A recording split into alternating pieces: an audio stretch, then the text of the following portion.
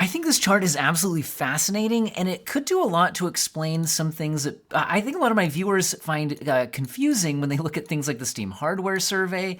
But let's get into this. So what is it that I'm seeing here? Well, this is reporting the top 10 games by average MAU in 2023, that is monthly active users, for 2023. And this is separated out by platform. So we can see on the left here the PC market. And the biggest stat I think is interesting here is that the top 10 games have an average years in the market of 9.6 years.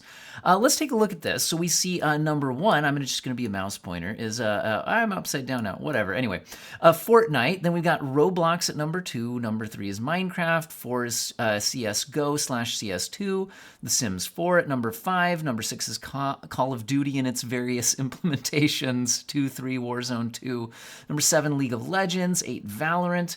9, Grand Theft Auto 5, 10 is Rocket League. And again, that comes to an average of 9.6 years for those games. Now, if we look at other platforms like PlayStation, it's a different list of games with definitely some being the same. And 7.4 years average and 7.2 average for Xbox. And again, slight differences between the lists.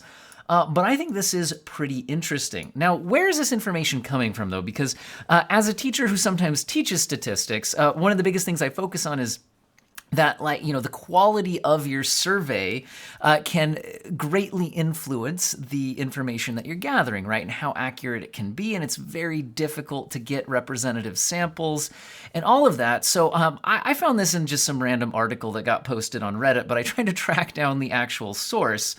And the source is Newzoo, and I was looking into what they do. Now, this is from a few years ago, but they did give some kind of information on, it looks like they're surveying over 74,000 respondents in 36 markets, and then extrapolating the data out from there. At least that's what they did a few years ago for this thing that they published here.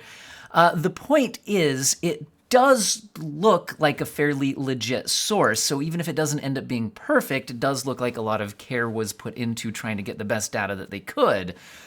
And so I think that's interesting when you then look at the Steam hardware survey. Because if we look at the top 10 graphics cards on the Steam hardware survey for last month, we can see that, well, they're not super powerful, right? You see the RTX 3060 in the number 1 spot. We see the 2060 in the number 2 slot, the 1650, number 3. Number 4 is the 3060 Ti, followed by the 3070. Then we have the 1060. Then we have the 3060 laptop GPU above anything in the 40 series, where we only see the 4060 coming in at like the 8th spot, then the 4070 at 9th, and then the 3050 rounding it out at 10th. And if we went into 11th place, we'd see the 1050 Ti. Not super powerful, right? So I found this interesting. Also, again, talking about the quality of gathering information, all that, the Steam hardware survey isn't going to be perfect either. First of all, it's only surveying Steam users. And also, it can be influenced by, you see people arguing about how good this can be. And one of the big things that they bring up is like, okay, what about like, Asian internet cafes where you have a whole bunch of Steam accounts logging into the same PC that might all have a 1060 in them or a 2060 or 3060 in them, that could be skewing the results. And yeah, I think that is definitely a possibility. But I do think it's interesting just how many not super powerful GPUs are in this list.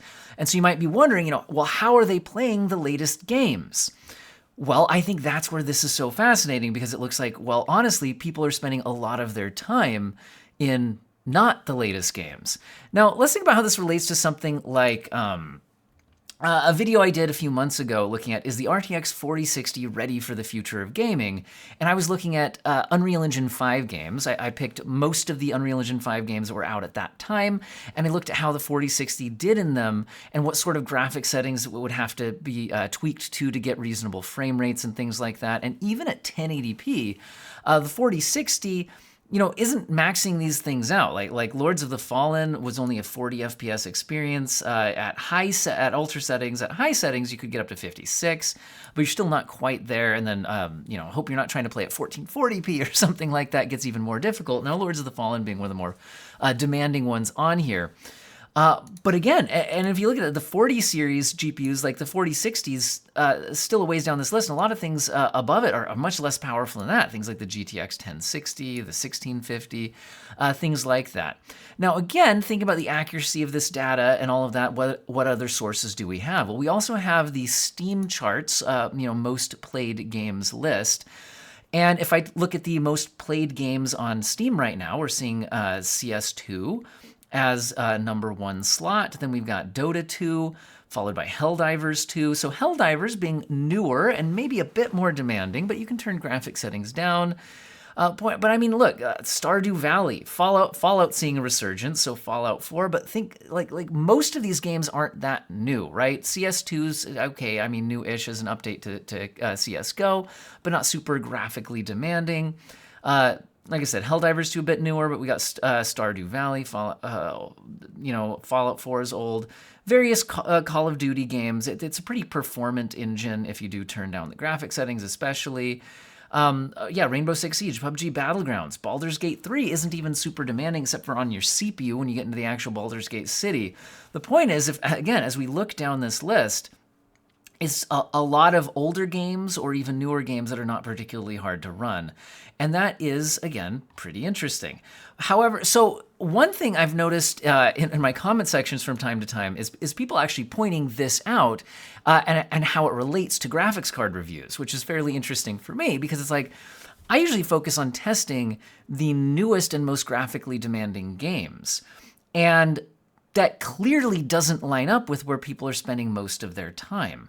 So why do it that way, right? Should we just review like the top 10 played games on Steam or the top 10 games on this list, that kind of thing? And I think the problem with that is I think, for one thing, looking at stuff like monthly active users or the most simultaneous users on the Steam charts and things like that also kind of ignores the fact that a lot of the big AAA graphically demanding games are single-player games that do get a lot of players when they first launch, and people are interested in playing them. But they're not the kind of game that you're going to spend thousands of hours in just playing, constantly grinding the competitive scene, like you would in Counter-Strike 2 or Dota 2, that kind of a thing. So I guess that's where I would think that maybe monthly active users or peak concurrent player count isn't necessarily the only thing that matters, right? Because what if there's a popular game that you want to play for the 10 to 40 hours it takes to beat a single player experience, and then you're done, right? But you still wanted it to run well when you do that. But also there's the issue of if you're trying to test graphics cards to establish how performant they are relative against each other, you also want to make sure you're in GPU limited situations. And also, if you're just playing these older games, you might not be the person who's in the market for a new graphics card, right? Because if you're on a GPU that's maybe older, but you're just playing older games where it runs them fine, then, maybe not that big of a deal, right? Maybe you don't need that graphics card upgrade. So I still think it makes a lot of sense to test out the newest stuff and see how things perform, because I think that is relevant information. But again, I also think, think about what games you actually spend a lot of time playing, because if you are spending most of your time playing games that just don't require a hugely beefy graphics card, maybe you don't need the graphics card upgrade, right?